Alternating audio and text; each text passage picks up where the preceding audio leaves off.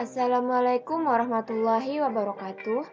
Hari ini kita akan belajar mengenai materi kerajinan tekstil. Kompetensi dasar. Memahami pengetahuan tentang jenis, sifat, karakter, dan teknik pengolahan serat dan tekstil. Siswa diharapkan mampu menyebutkan pengertian dan jenis dari tekstil. Yang kedua, menyebutkan sifat dan karakter tekstil. Dan yang ketiga, menyebutkan teknik dan hasil pengolahan tekstil. Yang pertama yang akan kita bahas adalah pengertian kerajinan tekstil. Tekstil adalah jenis bahan atau benang yang terdiri dari serat alami atau serat sintetis. Kerajinan tekstil adalah berbagai macam kerajinan tangan yang dihasilkan dalam bentuk kain ataupun hasil tenun. Kerajinan tekstil biasanya akan dihasilkan dengan cara menerapkan berbagai macam cara pengolahan yang bersifat tradisional ataupun menggunakan mesin-mesin modern di dalam pembuatannya. Selanjutnya yang kita bahas adalah jenis dan karakter kerajinan tekstil. Jenis rancangan sebuah kerajinan tekstil dapat diwujudkan dalam kesatuan bahan dan teknik. Sebelum menentukan sebuah kerajinan, kita harus mengetahui jenis dan karakteristik dari kerajinan tekstil. Di bawah ini terdapat dua macam teknik dalam pembuatan kerajinan tekstil, yaitu struktural dan dekoratif. Yang pertama yaitu adalah struktural teknik. Struktural adalah susunan dari garis, bentuk, warna, dan tekstur dari suatu kerajinan tekstil yang dibentuk dari bahan yang dijalin sesuai teknik pembuatannya. Karakteristiknya, struktural teknik memiliki kecenderungan lebih klasik, unik, rumit, dan detail. Karena bentuk kerajinan tekstil yang dibuat dibentuk langsung saat membuat. Yang kedua, dekoratif teknik. Dekoratif atau garnitur adalah sentuhan atau perlakuan yang diberikan pada permukaan busana yang memberikan efek visual dan memperindah penampilannya. Karakteristik dekoratif teknik memiliki kecenderungan hanya menghias permukaan sebuah benda. Meskipun demikian, dekoratif teknik memiliki unsur kekuatan memperindah sebuah benda menjadi lebih menarik dan anggun dibanding sebelumnya. Pengolahan bahan serat tekstil. Sebelum membuat produk kerajinan, tentunya pengrajin harus melakukan proses pengolahan terhadap bahan tekstil. Proses pengolahan masing-masing bahan tekstil secara umum itu sama. Pengolahan dapat dilakukan secara manual maupun menggunakan mesin. Langkah-langkahnya sebagai berikut. Yang pertama, pemintalan benang. Dari proses pemilihan serat akan dilanjutkan pengolahan kapas menjadi benang yang disebut dengan pemintalan. Yang kedua, penggulungan benang. Benang yang sudah dipintal akan digulung menggunakan alat penggulung benang. Yang ketiga, pencelupan warna. Benang diproses dengan pencelupan untuk memperoleh warna yang kuat. Selanjutnya, benang tersebut dikeringkan. Yang keempat, penenunan benang menjadi kain. Setelah kering, benang dapat ditindaklanjuti dengan proses penenunan menjadi kain. Benang yang telah jadi bahan baku dapat digunakan untuk membuat makrame atau tapestri, sedangkan kain dapat digunakan untuk membuat kain ikat celup. Proses produksi kerajinan tekstil. Pada semester pertama ini kita akan mempelajari produk kerajinan tekstil yang memiliki fungsi hias dan pakai, baik yang dilakukan dengan cara menghias permukaan kain ataupun terstruktur. Kerajinan tekstil sebagai fungsi hias dibuat dengan tujuan sebagai berikut. Yang pertama, untuk memenuhi kebutuhan. Perajin telah mempertimbangkan tujuan dari pembuatan produk. Kerajinan tekstil fungsi hias yaitu untuk menghias. Sementara produk kerajinan tekstil fungsi pakai digunakan sesuai kebutuhan. Contoh, hiasan dinding, fashion, aksesoris, dan elemen estetis interior. Berikut contohnya. Yang pertama, hiasan berbentuk kap lampu.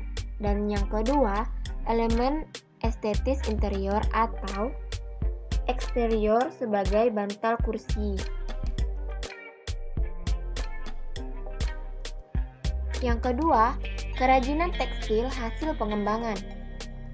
Kerajinan tekstil dengan fungsi hias dapat pula dibuat dengan memodifikasi bahan dan teknik. Para pengrajin terkadang membuat inovasi pada produk kerajinan mereka yang dinilai telah usang atau membosankan. Salah satu cara yang dilakukan dengan menambahkan hiasan pada sebagian karya agar terlihat lebih unik dan menarik. Misalnya, dengan memadupadankan bahan dasar yang berbeda tekstur atau teknik pembuatannya, namun pada akhirnya menjadi satu kesatuan produk. Cara seperti ini dinilai berhasil untuk dapat meningkatkan daya tarik dan nilai jual produk yang dimaksud. Berikut contoh dari kerajinan tekstil hasil pengembangan, yaitu tapestri, batik, sulam, dan jahit aplikasi.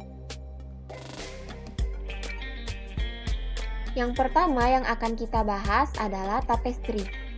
Tapestri adalah suatu karya pertenunan dari benang berwarna dan tidak berwarna yang biasa difungsikan untuk bahan penutup lantai atau karpet dan hiasan dinding. Tenun yang menggunakan alat tenun seperti gedogan atau alat tenun bukan mesin dalam pembuatan hiasan tenun serat ini pun mengikuti kebiasaan dalam pembuatan tenun pada umumnya. Dari proses tersebut terciptalah hiasan tenun serat yang indah, menawan, dan memiliki harmonisasi dari warna dan tekstur. Berikut aneka hiasan tapestri dengan teknik tenun serat. Dan yang kedua adalah batik. Batik adalah kain bergambar yang pembuatannya secara khusus dengan menuliskan atau menerangkan malam pada kain itu. Sedangkan pengolahannya diproses dengan cara tertentu yang memiliki kekhasan. Contoh produk dari batik. Yang pertama adalah kain batik, baju batik, tas, dompet, dan lain sebagainya yang menggunakan bahan dasar kain batik sebagai pembuatan produk kerajinan tersebut. Batik memiliki dua jenis, yaitu batik pedalaman atau klasik. Batik pedalaman adalah pengkategorian batik yang berkembang di masa lalu. Dahulu pembatik-pembatik hanya ditemui di daerah pedalaman. Nah, yang kedua, batik pesisir. Batik pesisir adalah batik yang berkembang di masyarakat yang tinggal di luar benteng keraton sebagai akibat dari pengaruh budaya daerah di luar Pulau Jawa. 3. Sulam. Sulam biasa disebut juga dengan bordir. Bordir adalah hiasan yang dibuat di permukaan kain atau bahan-bahan lain dengan jarum jahit dan benang. Dahulu, sulam lebih banyak menggunakan bahan dasar benang katun. Saat ini, telah dikembangkan dengan pita dan benang nilon yang tebal dan kaku. Kain dan benang yang dipakai untuk sulaman berbeda-beda menurut tempat dan negara. Pada umumnya, sulaman dengan benang menggunakan beberapa jenis tusuk dasar seperti tusuk jelujur, tikam jejak, silang, flanel, veston, rantai, melekat benang, batang, dan sebagainya. Contoh dari sulam yaitu adalah taplak meja. Hasil akhir sulaman dapat dibedakan menjadi yang pertama, sulam datar yaitu hasil sulaman rata dengan permukaan kain. Yang kedua, sulam terawang atau kerawang, yaitu hasil sulaman berlubang-lubang seperti menerawang. Yang ketiga, sulam timbul, yaitu hasil sulaman membentuk tekstur di permukaan kain sesuai motif yang dibuat. Berikut beberapa jenis sulaman yang berkembang kini sebagai berikut. Yang pertama, sulam kepala peniti. Sulam kepala peniti merupakan sulaman dengan tekstur yang menyerupai kepala jarum pentul yang berukuran kecil. Yang kedua, sulam bayang. Sulam bayang merupakan jenis sulaman dengan teknik penempatan kain yang bertindih. Kain warna diletakkan pada bagian dalam atau bawah kain dasar, sedangkan sulaman dilakukan pada bagian atas kain. Yang ketiga, sulam renda bangku. Sulam renda bangku merupakan jenis sulam yang memiliki fungsi sebagai renda baju atau taplak dan lainnya. dibuat di atas bangku kecil berukuran bulat, maka disebutlah sulaman renda bangku. Benang yang digunakan cenderung halus dan kecil. Selanjutnya, sulam pita. Sulam pita menggunakan pita-pita dengan berbagai ukuran dan ketebalan yang bervariasi. Sulaman ini menggunakan jarum sulam atau jarum kasur yang memiliki lubang benang dengan berukuran besar. Yang keempat, jahit aplikasi. Menjahit adalah sebuah kegiatan menyambung dua buah kain dengan menggunakan benang dan jarum. Jahit aplikasi merupakan bagian dari teknik menjahit. Jahit aplikasi adalah teknik menghias permukaan kain dengan cara menempelkan guntingan kain pada kain yang berbeda warna dengan dasar kain. Selanjutnya diselesaikan dengan jahit tangan teknik sulam yang menggunakan tusuk hias veston. Jahit aplikasi cenderung menghias permukaan benda sehingga kegiatan jahit aplikasi dapat dikategorikan sebagai kerajinan yang memiliki fungsi hias. Contohnya, bantal kursi, tas, taplak meja. Adapun jenis-jenis jahit aplikasi terdiri dari yang pertama, jahit aplikasi standar. Jahit aplikasi standar adalah teknik membuat benda kerajinan tekstil yang dikerjakan dengan cara membuat gambar pada kain. Kemudian, digunting dan ditempelkan pada lembaran kain, kemudian diselesaikan dengan teknik sulam. Fungsi jahit aplikasi adalah untuk menghias permukaan kain. Yang kedua, jahit aplikasi pada potong sisip. Jahit aplikasi potong sisip adalah teknik menghias permukaan kain yang dikerjakan dengan melubangi bagian dasar kain yang telah digambari motif sesuai dengan rencana. Kain yang sudah berlubang itu pada bagian belakang ditempel kain yang berbeda warna dan diselesaikan dengan tusuk hias veston. Dapat juga dengan mesin bordir. Yang ketiga, jahit aplikasi pada potong motif. Jahit aplikasi potong motif adalah teknik menghias permukaan kain dengan cara memotong motif yang ada pada kain, kemudian ditempel pada permukaan kain. Teknik penyelesaiannya sama dengan jahit aplikasi yang lain. Dan yang keempat, jahit aplikasi pada lipat potong.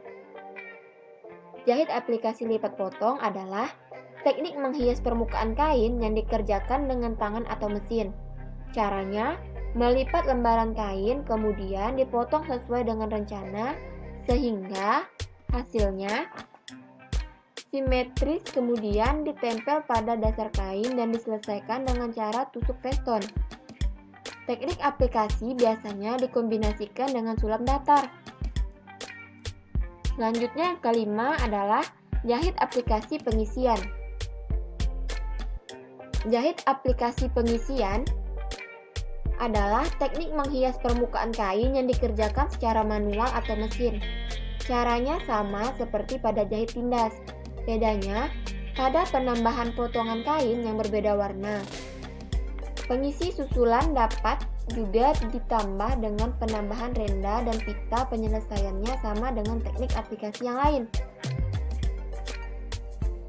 Nah, belajarnya tentang kerajinan tekstil kita sampai di sini dulu ya.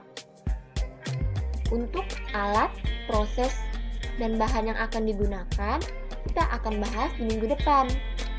Selamat belajar, sampai jumpa, dan terima kasih.